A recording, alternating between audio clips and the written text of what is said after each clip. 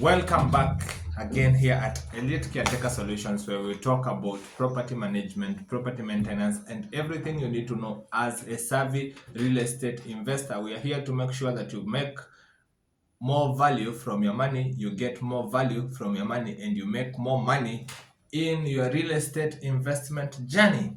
And in today's video, we are going to be looking at the problem that is being experienced by every real estate investor. So whether you're a landlord, whether you're an absentee landlord, whether you're a landowner, this is just the right video for you.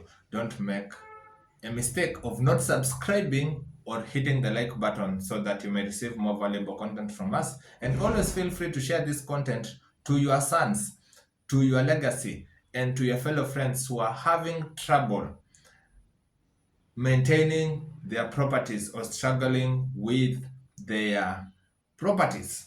So in today's video, we are going to be looking at what is property maintenance. Property maintenance is best defined as any preventative or reactive maintenance action taken to keep a property fully functional and operating in its best condition. It includes a wide range of activities. For example, servicing and repairing the havoc. This means that the cooling and heating units. But here in Africa, we barely have those, not unless you are dealing with industrial properties or you are dealing with commercial properties. Safety inspections are usually performed by the property maintenance team.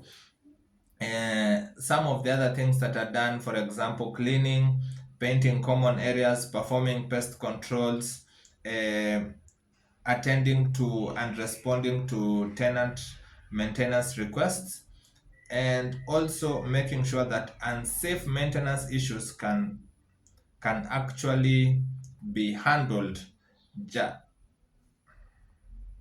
So, a property maintenance team handles a few issues. Number one is maintaining landscaping, servicing and repairing the HVAC systems, performing pest controls, cleaning or painting common areas.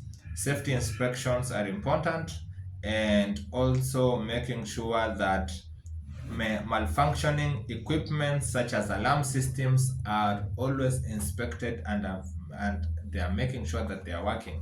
We are talking about alarm systems, CCTV, and so on and so forth. So, in simple terms, what am I trying to say?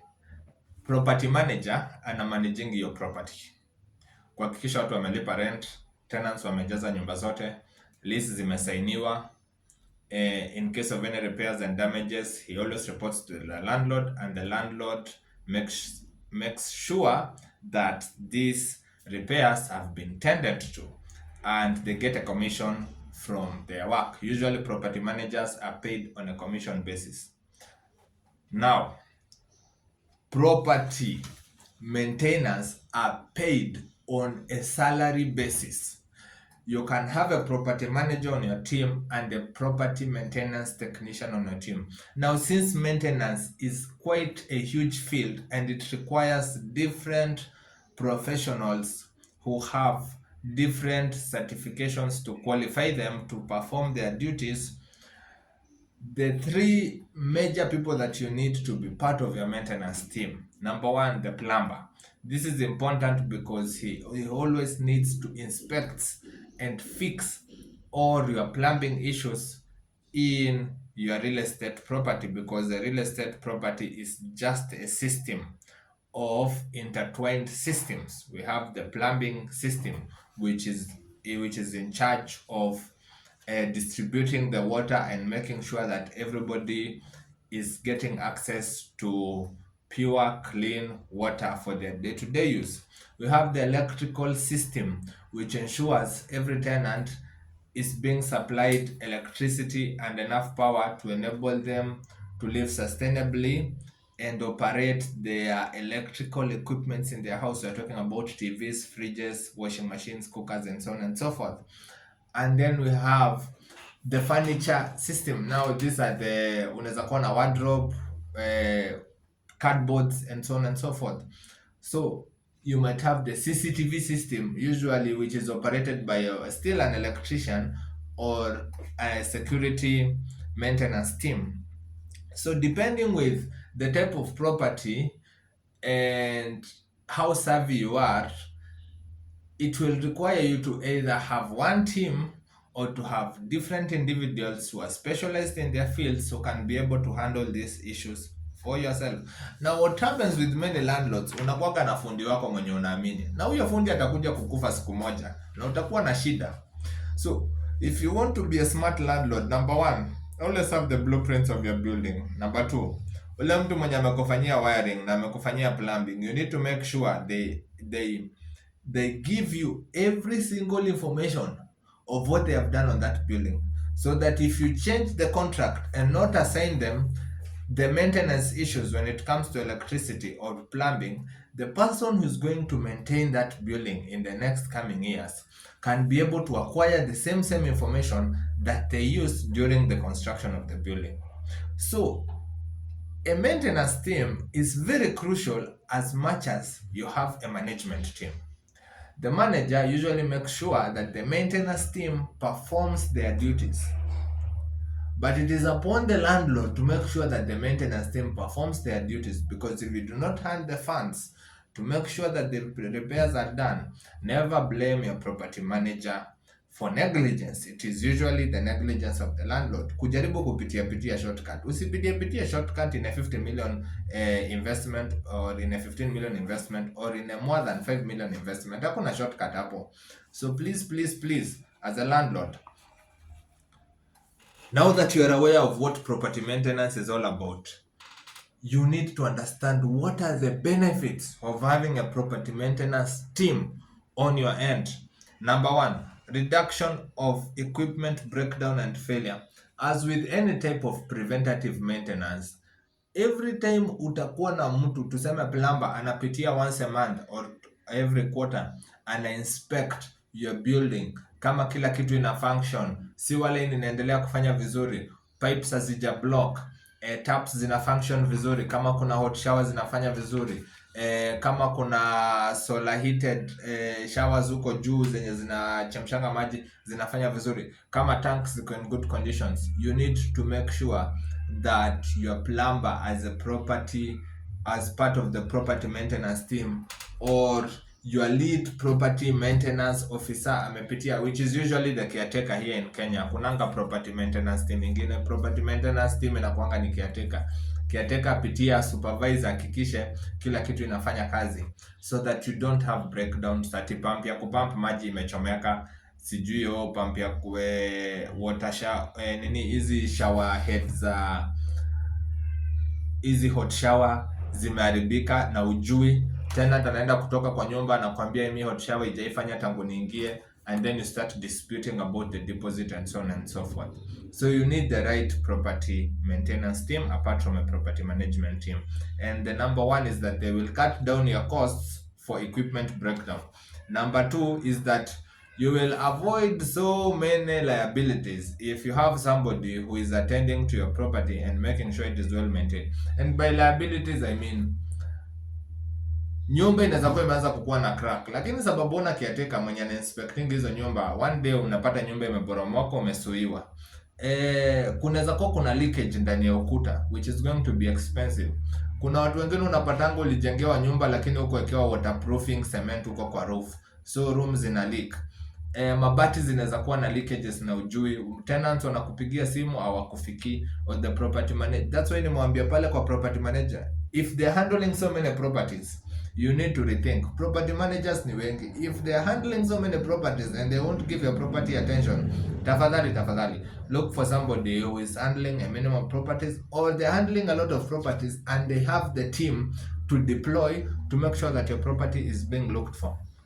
So these are the things that can enable you. A property maintenance team will enable you to avoid liability.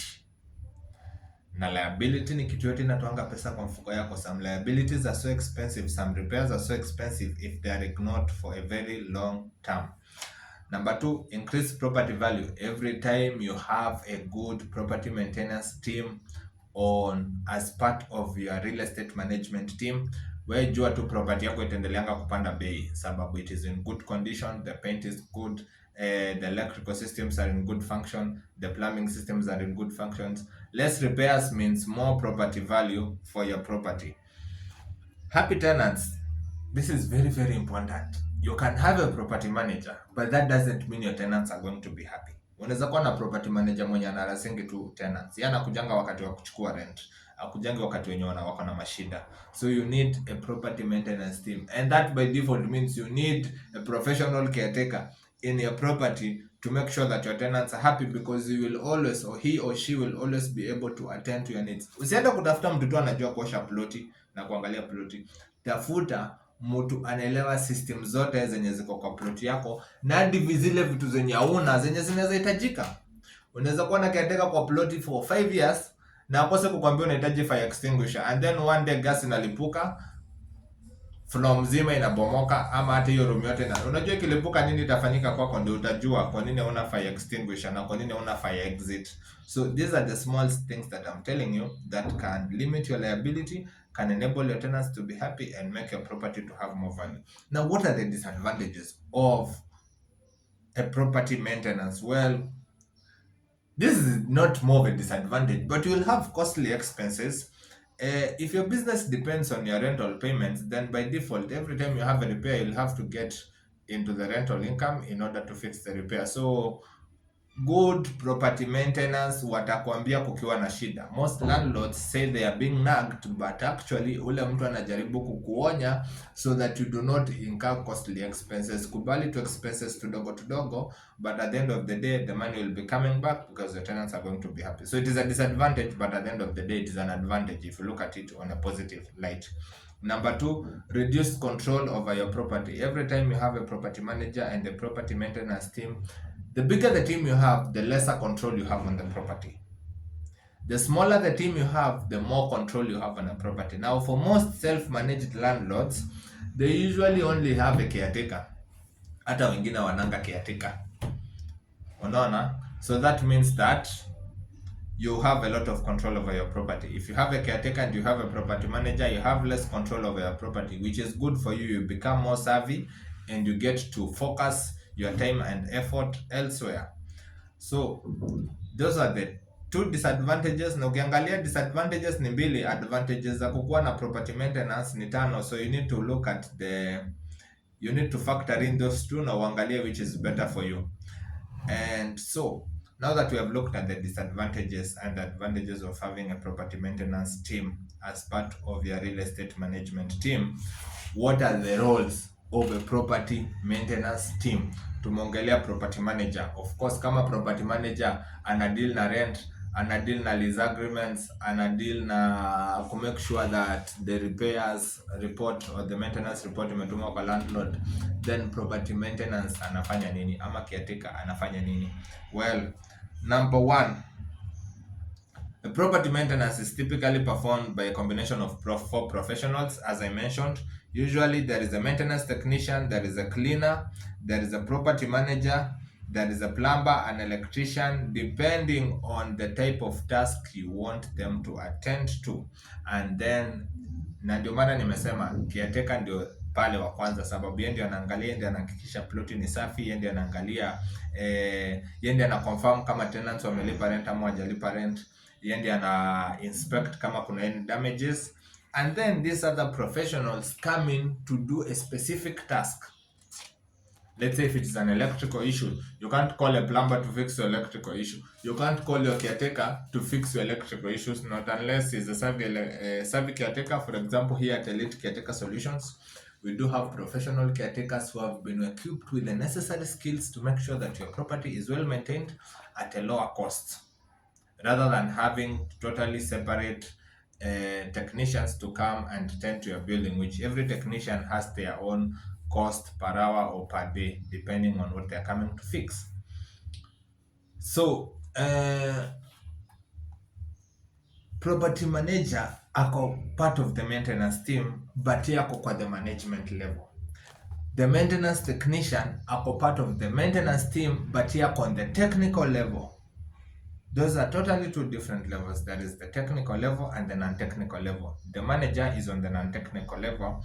The property maintenance technician is on the technical level. On the technical level, you need an electrician, you need a plumber, you need a masonry, or a carpenter.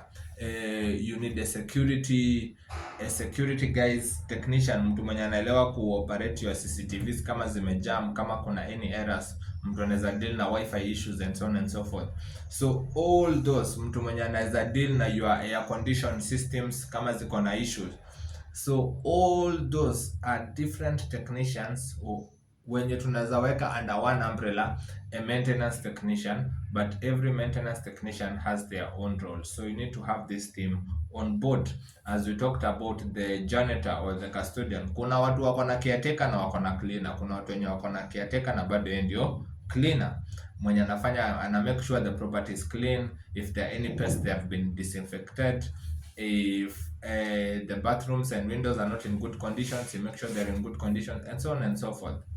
So kwa property maintenance, we have two types of property maintenance services.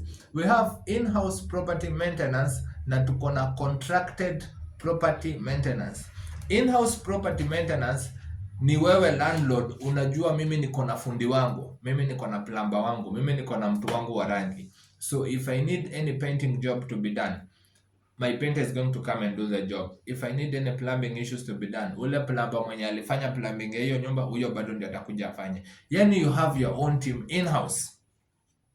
Auendi kutafuta fundi huko hivyo nje. Uko na mafundi wako. On the other way around, contracted property maintenance is where you contract a company that is specifically specialized in maintaining properties.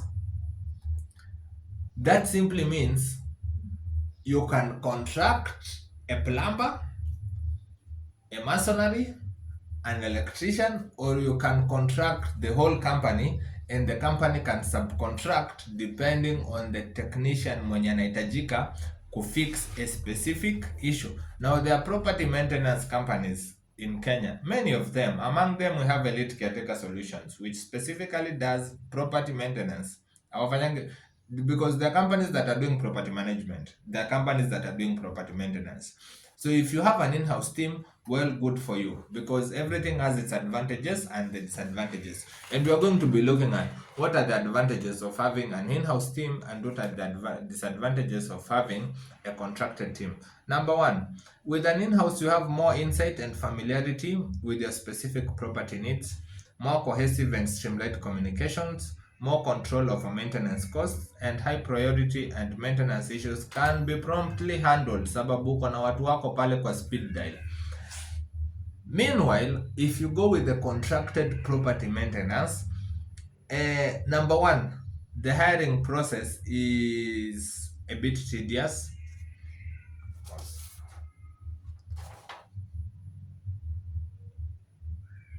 So for in-house property maintenance, some of the disadvantages that you are going to be experiencing are the hiring process is going to be rigorous because you are the one who is going to vet your own team. You are the one who is going to build your own team. There will be more pressure for the property to run smoothly and issues to be addressed promptly with an in-house team. So that means that kila wakati macho yako iko kwao na wanahakikisha macho yao ni macho yako. So those are the disadvantages, and the advantages we looked: more familiarity with your property, more cohesive and streamlined communications. You can easily communicate with your maintenance team sababu wako in-house. High priority and high management maintenance issues can promptly be handled sababu ni kupigia tu fundi wako na mtume pale ende afanye kazi. But with contracted property maintenance services, they have their own advantages and their own disadvantages. Let us look at the advantages. Contracted professionals are more likely to have extensive knowledge of local laws and local property maintenance codes. Now this is important. When you get a professional plumber or a professional electrician, atakufanyia kazi mzuri kuliko ule kijana wako wa mkono mwenye maybe amementariwa na ule fundi wa stima wa mtaani. Number two, the property owner doesn't have to constantly focus on property maintenance. As I told you, as a landlord, you have invested in real estate to save more time, make more money, focus on other projects. So when you have contracted a maintenance team, wao ndio watakuja wanaangalia site yako iko aje, property yako iko aje, whether there are any issues, they write your maintenance report, they send it to you. When you send them the funds, they work on it, or they work on it and you pay them on a monthly basis or on a quarterly basis, depending on your agreement with your property, with your contracted property maintenance team. Number 3, better planning for capital expenses. Hautakuwa unaangukiwa na expenses sababu unatimiwa report at the end of the month, so unajua what to expect on your expenditure list. Unlike hii yenye pale unapigiwa na tena tunaambiwa maji imetoboka, unaita plumber, maybe hukuwa na pesa sasa hiyo umeenda umechukua ka loan. So those are some factors that you need, because with contracted with an outside contractor, yeye anaweza kuja afanye kazi na anajua atalipwa at the end of the day, but with an in-house contractor lazima umlipe ndio afanye kazi, which might be a bit challenging if especially you're a young landlord and your property doesn't have so many units. The property owners pay a contractor based on a need rather than a regular basis. So every time you contract an external contractor or an external property maintenance, jua tu you will be paying them when there is need rather than on a regular basis. If you retain a plumber, which sasa ni vice versa here in Kenya, if you have an in-house plumber, you pay them when they are needed. If you have a contracted maintenance company, you pay them because you are retaining them to make sure that your property is in good condition. Na uhitajiki hapo, unahitaji tu kupata report. So it is expensive to actually own an external contractor than an in-house contractor. You need to understand that. Now, what are the disadvantages? It can be a bit more expensive having an in-house property management maintenance, or the property owner has less influence if you have contracted the service to somebody else. Less streamlined communication sababu with outside contractors, when they find an issue, they are going to communicate with their team is going to come and fix the issue, and they're just going to give you a report where the issue was, how it was done, and you pay them for the service. So ultimately your budget will determine whether you need a regular property maintenance contractor or you need an in-house property consultant. So buildings that require property maintenance, and I think every type of building requires some sort of property maintaining, whether it is a residential building, whether it is an industrial building, whether it is a commercial building, whether it is a special purpose building. All of these different real estate properties need a property maintenance team apart from a property management team. One without the other will cause you headache. One combined with another will cause you prosperity and success in your real estate investment journey. So if you'd like more information, or if you feel you have had more value from our video, feel free to click the subscribe button and the notification bell below so that you may receive more valuable content from us. My name is Simon Maniki and I am glad to be your host. See you in our next video.